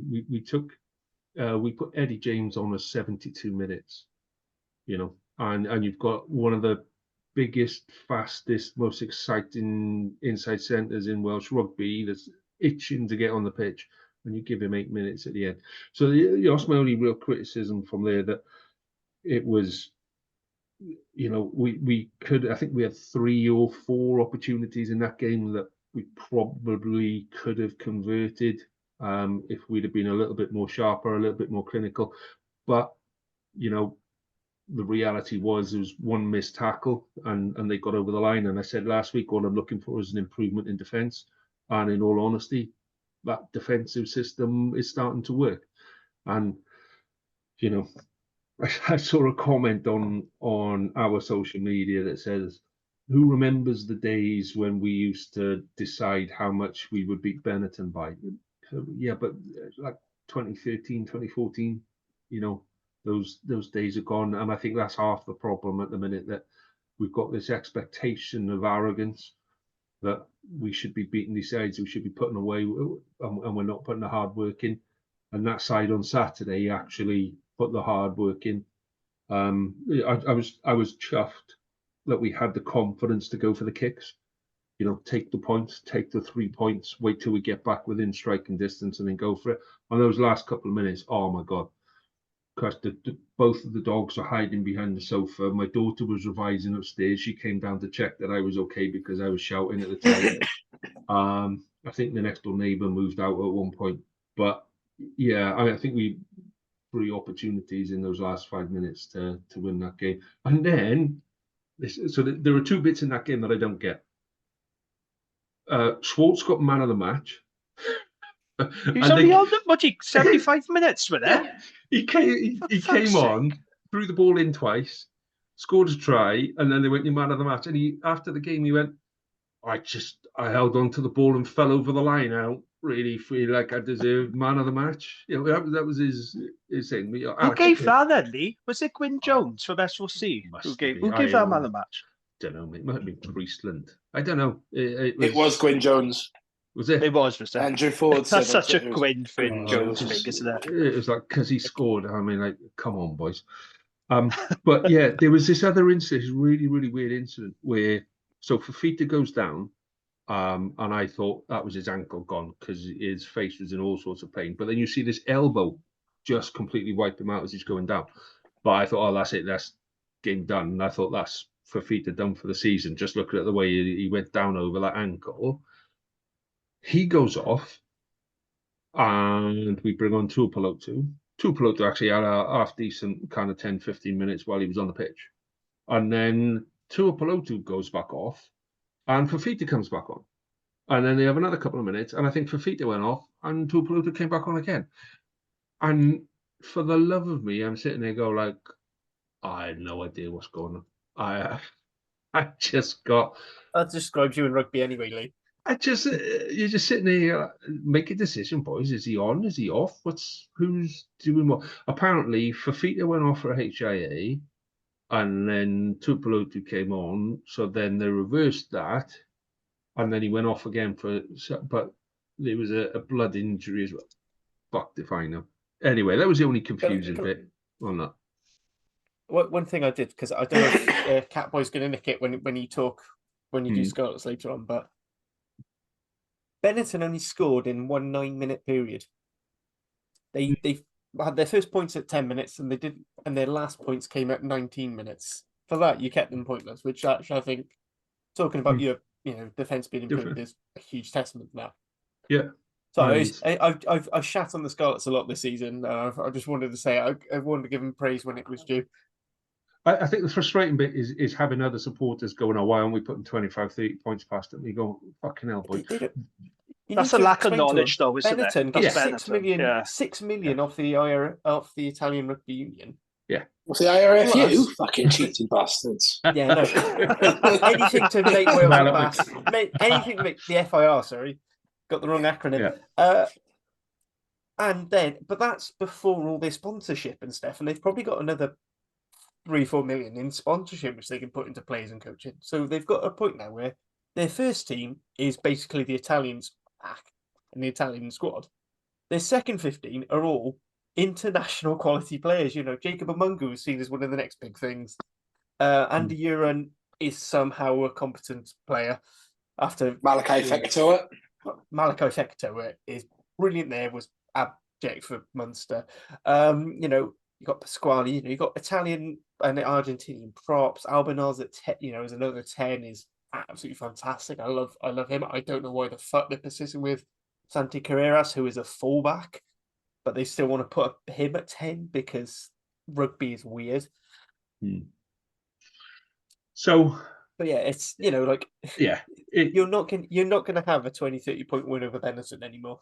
No, they're a good team. And the league is better for it. And actually, I think having a couple of kick-ins earlier in the season has, made us a better side. It's made us take action a bit quicker, and we'll come on to predictions and all that kind of stuff going forward. But it's the first time we're actually going into a game feeling positive about anything. I have one thing to say about Scarlets, and it's I think you'll agree with me with somebody. Is you talked about genuinely you talked about if Hardy leaves, right? So you've got Gareth Davis, Archie Hughes, and the bald one, right? Is it Evan Jones? Evan Jones, right? Logic says that next year your starting scrum half is Archie Hughes with Gareth Davis behind. Right? Yeah. That's what logic should say, right? Yeah. Because I think he's just about gotten away with giving Archie enough minutes this year to be like, let's now fully invest in you. You be my 9 next year. Exactly the same with Eddie James, right, at 12. Johnny Williams probably is off, right? And you said, right, Eddie James, you're our starting 12 now. Let's take Joe Roberts out of the equation for a second. Yeah. Eddie James, you're my starting 12. I don't trust Peel to do that. And I said, me and Hugh talk about this every week, is he's not placed the faith in the right times, right? You said Eddie James got 8 minutes on the weekend, or was it 11 minutes because the game finished on 83 minutes? Right, that's not enough. He needs to be playing more in that game. Oh, I completely agree, mate. What I'm disappointed at is the fact that you and Hugh spend more time talking to each other than you do your own partners. And I think that's the disappointing thing there, mate, that you need to get a life and he get a messaged life me or get about a... it. He messaged me about it. But no, it's right though. I don't trust Peel to do that. He's very much, I want my little 38-year-old safety blankets. And they're not safety blankets because they're falling apart and stuff keeps fucking falling through them. Yeah, and I agree, mate. Anyway, so we're going to leave that one there because we're going to do what we always do and go over time and all of that kind of stuff. So, given that we've done last week's reviews of the games, and Harley, you asked us to do a quick update on where we are with prediction leagues. It's been a while because I haven't updated it for a couple of weeks because I've been busy. So, in first place still is Harley on 117 points, even after quite a poor weekend by your standards. Harley, you had Two were you were best predictor, and 2 were you were worst predictor. So, Jamie, you are now 9 points behind Harley. At one point, you were 2 points behind Harley. You're now 9 points behind Harley. You had a fairly standard. Yeah, you had 2 first places and 2 third places on the weekend. James, no, I'm in third place. I'm on 91 points. I had 3 second places on the weekend, and then James, you're on 88 points. At one point, me and you were level. We were equally shit, and now I'm just a little bit less shit than you. So you're on 88 points. I'm on 91. Jamie on 108, and Harley on 117. So if anybody wants to know how our predictions game works, don't ask me, because yeah, fuck it. I genuinely yesterday, I did the scores for it yesterday and got them the wrong way around. And I went down and I went, I'm fairly sure Harley should still be in the lead here. How come Jamie's just overtaken him? Fuck, I've done it the wrong way. So do you like the messages put in the spreadsheet? What have you done now? I knew you'd see. No, I can't see because I've got it on a shrink screen so I can focus on this one. What have you done? So obviously we got a couple of rounds of games, and on the 4th and 5th of May it says Europe, and I just put lol, you fuckers don't have a European game. That's why I deleted that one, mate. We're not. The rest of us not. Yeah, I mean, let's be fair. An Ospreys knockout European game, yeah, that's something to shout about because you win so There's many. no pod that week, is there? Yeah, there's not going to be a pod that week. It'll be just me and my own cancelled. crying. We're gonna review the Women's Six Nations that week. Yeah, right. Let's look unless Ospreys win, then I will be the most unbearable motherfucker. And then the pod's cancelled for life. Yeah. That's when you win a European trophy. Yeah, there'll be you and 3 blank screens, mate, and then you won the Challenged Cup. What are you playing in at the moment? Best one. Yeah, shut your face. Let's I worked out well through James, didn't I? Let's move on to this week's predictions then, gents. So, yeah, Jamie, Dragons v Zebra. Like, I mean, you can't underestimate how big a game this is for the Dragons, really, can you? This is the game of the weekend, the game of the URC, Dragons versus Zebra, the basement battle. The game against Bulls was pretty much a free hit because nobody was expecting Dragons to get anything out of that game. So the result is pretty relevant, really. This week, the result is very relevant, I should say. This is a must-win. There's absolutely no doubt about that. The results went against us on the weekend. Sharks won. They beat Ulster. Obviously, Scarlets got that lucky win against Benetton. So if you look at the table now, it's quite tight at the bottom. So Dragons are 16th, they're on 11 points. Zebra are in 15th, they're on 14 points. The Sharks are on 14 points, they're in 14th. And the Scarlets are now on 16 points, and they're in 13th. So there's kind of a very tight battle going on there. So Dragons are going to have to win this game, because I think this game on Friday could decide who finishes bottom of the URC. So there's no excuses. Dragons have got to play the strongest team. I expect the likes of Aaron Wainwright and Elliot to be starting. Elliot, the real Dyer. I expect him because he was rested against the Bulls, so I expect him to come straight into the team. No excuses. It's a must-win game. It is a big game. It's not going to be a pretty game because it never is between these two teams. You know, it is a dogfight. It's a basement battle, but yeah, we've got to go there. We've got to front up now. We got to win this game, because I think if we don't, then I think there'll be Dragons rooted to the bottom of the URC for the rest of the league. So yeah, big game. And your score prediction for that game then?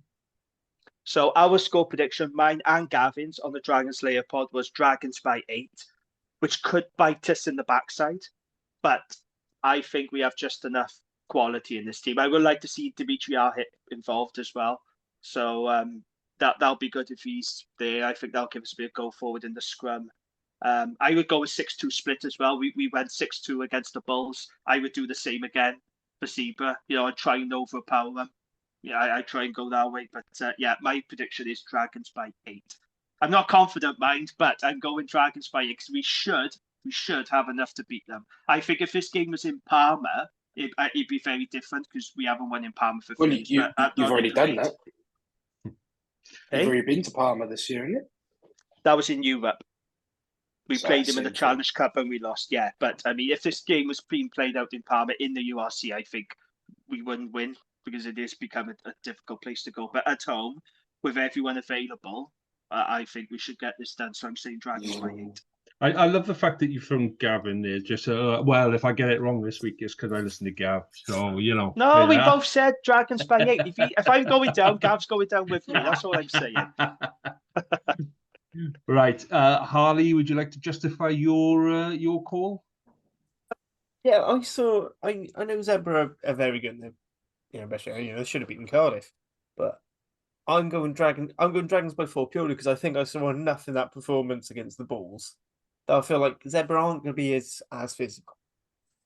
They'll still be physical, but they're no means walkovers. But I think there's enough there that I could see Dragons winning, and I think about 4 seems about right for that sort of game.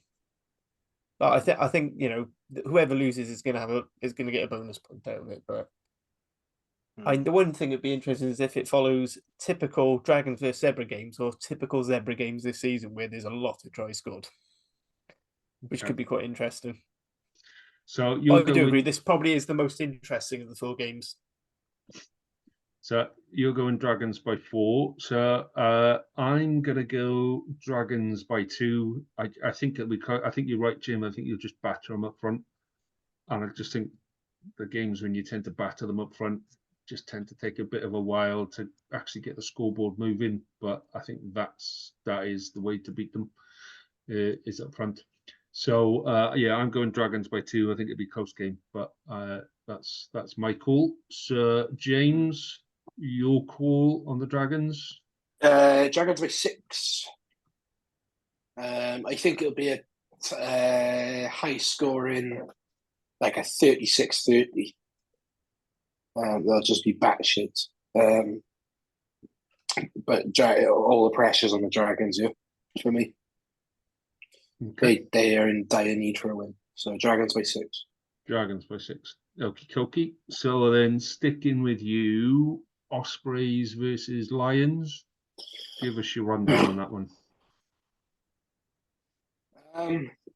It's tough to say. We beat them once already this season in their own backyard. But they're a bloody good team and they just whooped Connacht away. And not many people go to Connacht away and put scores up like that. Whether they got Connacht on an off day, I don't know. I haven't watched the game. I'm nervous for this one. Very nervous. The last couple of games against the Lions, the last game against the Lions at home was close. I think we drew, maybe, or we lost by like 2. That we can eke penalties at the Lions. We know this. They give away a lot of penalties. They did away in the Challenge Cup. They did the last time they came to the .com. So if we can eke penalties, a bit like how we did against Munster, I think we have a shot. Nicky Smith is fine, apparently. I expect to see Gareth Thomas and Alan Beard back. Obviously, no Cuthbert, Max Nagy hopefully back in. So I'm going Ospreys by 1, taking a page out of Lee's book. Because quite frankly, we have, if we want any chance of making the playoffs, we have to win this game with the bonus point. Which, I think the playoff dream is dead, personally. I just think that the results around the league will just keep going against us. But I'm going to go Ospreys by 1. Ospreys by 1. Okay. I've already filled mine in. Yeah, I've just seen what you filled in, Saki fucker. We'll come to that next. So, Jamie, what's your call, mate? The Lions are a good team. I think a lot of people underestimate the Lions. They are a very dangerous team. And like James was saying earlier, I watched the highlights of them at Connacht. They put 38 points on them and they tore Connacht to shreds. So Ospreys want to be very careful because this team will cause damage. However, I am going to back the Ospreys to win this purely because they are at home. It is a must-win game. Will they get that bonus point? I'm not sure, but I'm going to go Ospreys by 4 points. I think they'll do just enough to get the job done. Okay, fantastic. Harley? I'm going Ospreys by 6. I think with the, they're the side who came out of the Six Nations the strongest out of the 4. Because, they basically end up with a load of injured players come back. And that's been a huge boost. They're going to get Gareth Thomas back, I think. Yeah, as good as the Lions have been, I think where they really damage teams are up front. They're a very underrated pack. I know their backline's electric, but I think Ospreys have got a pack that will beat pretty much, can beat out pretty much anyone else in the league. So yeah, I think they should be. I mean, Booth Babe should be able to handle anyone.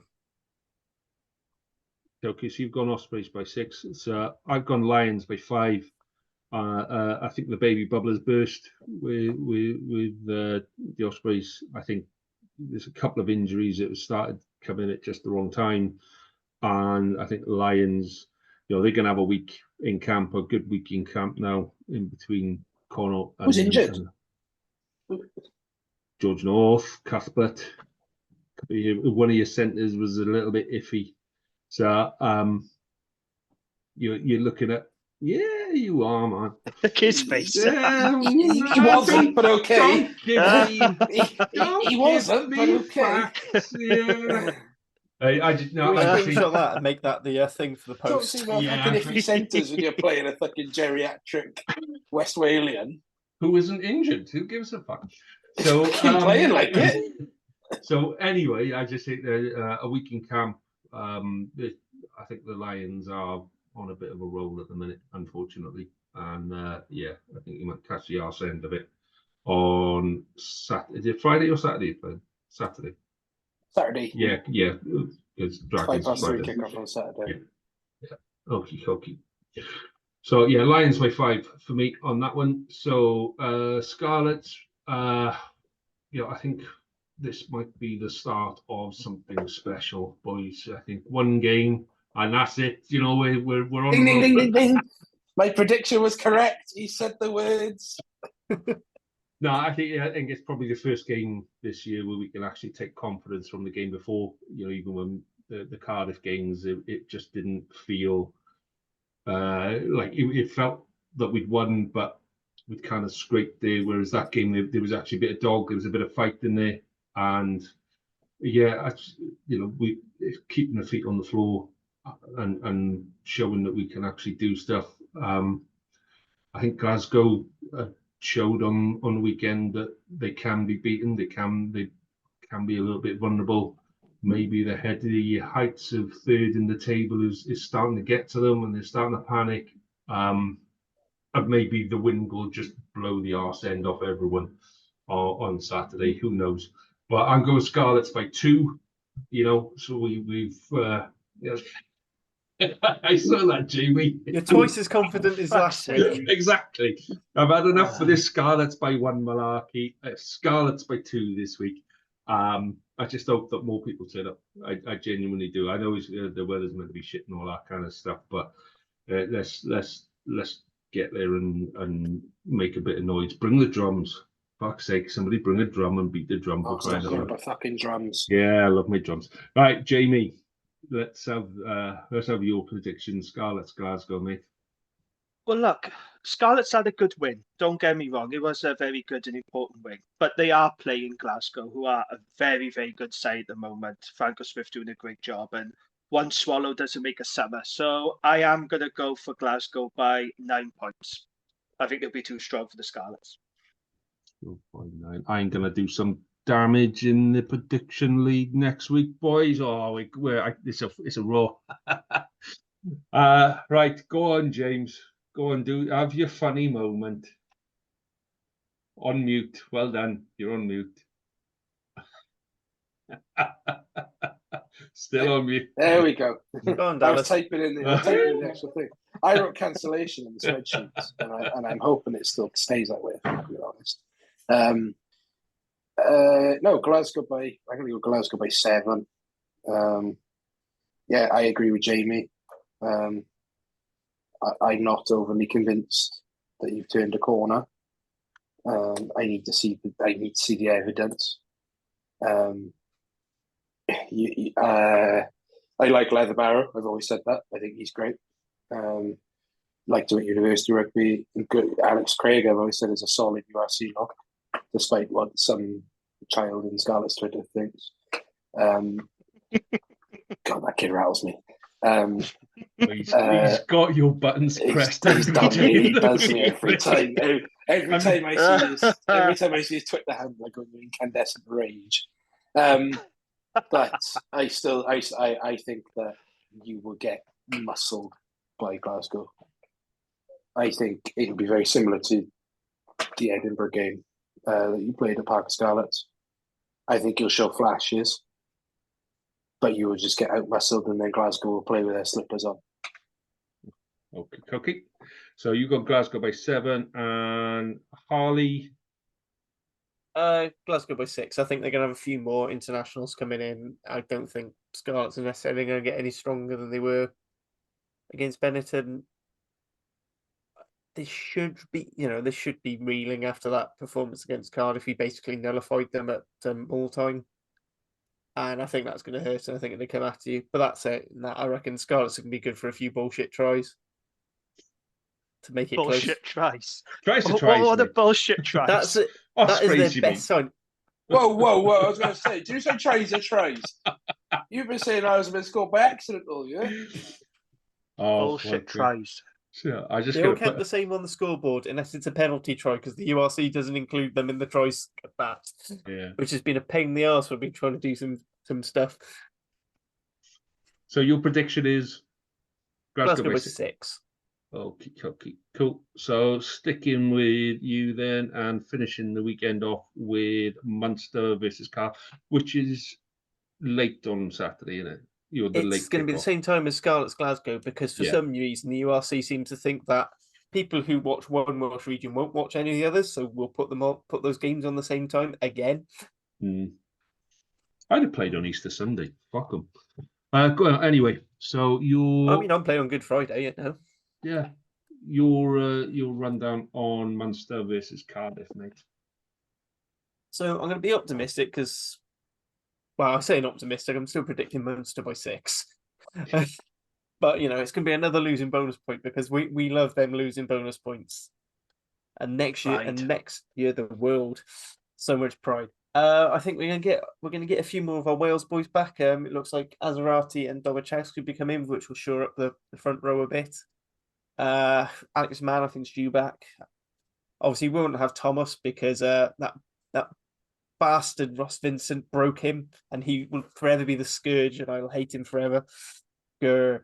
Can you see the passion and the anger? Have you aggressive that, Harley?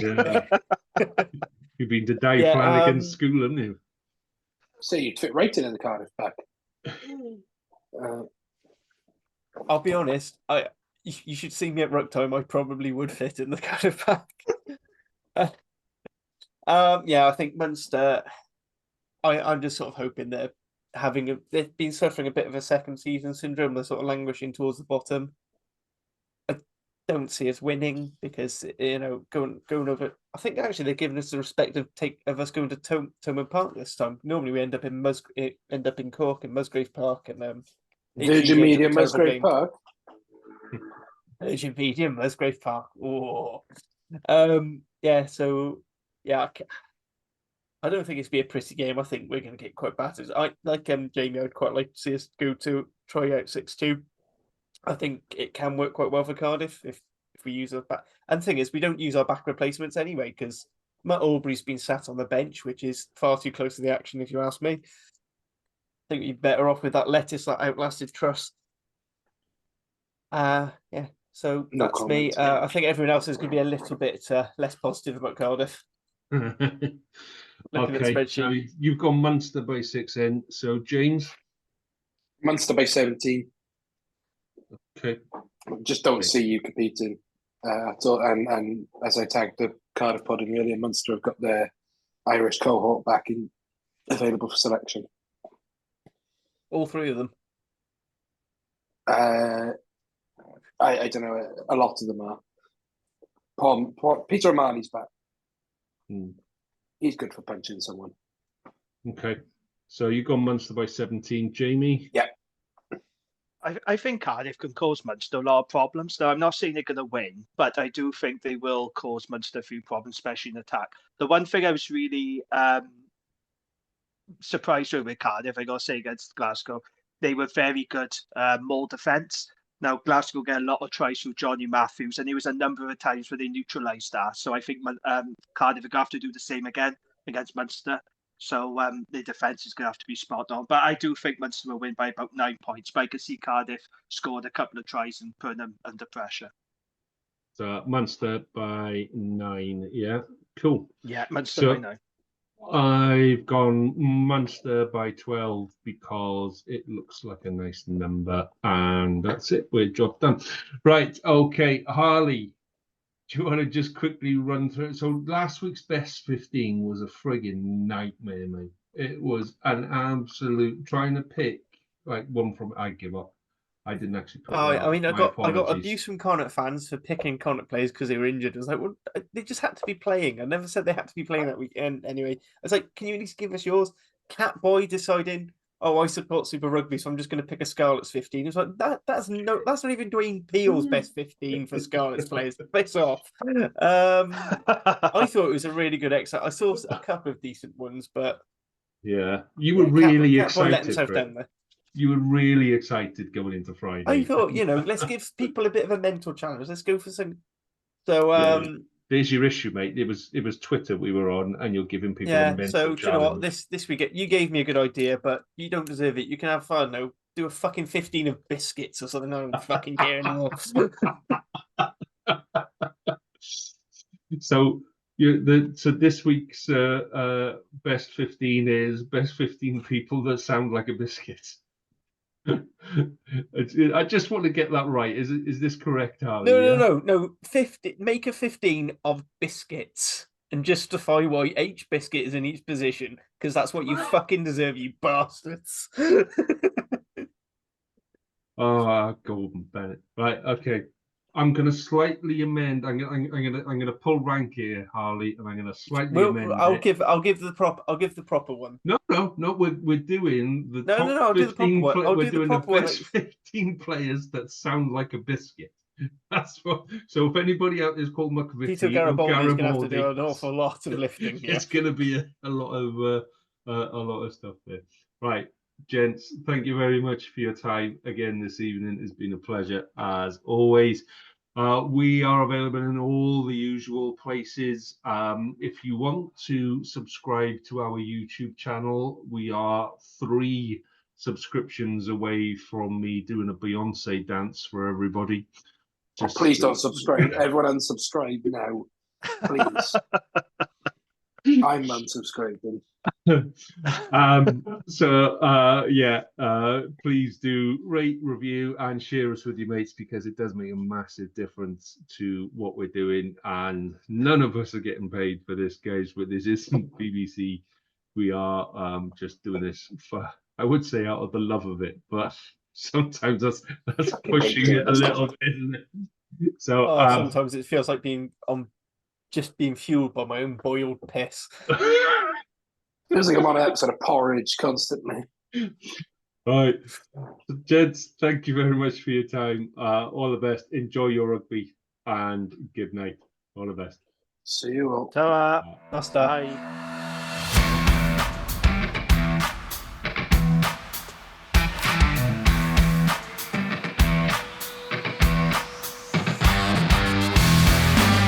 Thank you for listening to the Wrap Podcast. We hope you enjoyed listening as much as we enjoyed recording it. Please do rate us and tell your friends, as it really helps us to grow and get better. We'll be back next week with more of the same, and until then, enjoy your rugby.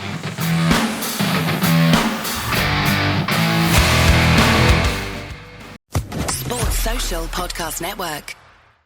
Hello, it is Ryan, and I was on a flight the other day playing one of my favorite social spin slot games on ChumbaCasino.com. I looked over at the person sitting next to me, and you know what they were doing? They were also playing Chumba Casino. Coincidence? I think not. Everybody's loving having fun with it. Chumba Casino is home to hundreds of casino-style games that you can play for free anytime, anywhere, even at 30,000 feet. So sign up now at ChumbaCasino.com to claim your free welcome bonus. That's ChumbaCasino.com and live the Chumba life. No purchase necessary. VGW. Void where prohibited by law. See terms and conditions. 18+.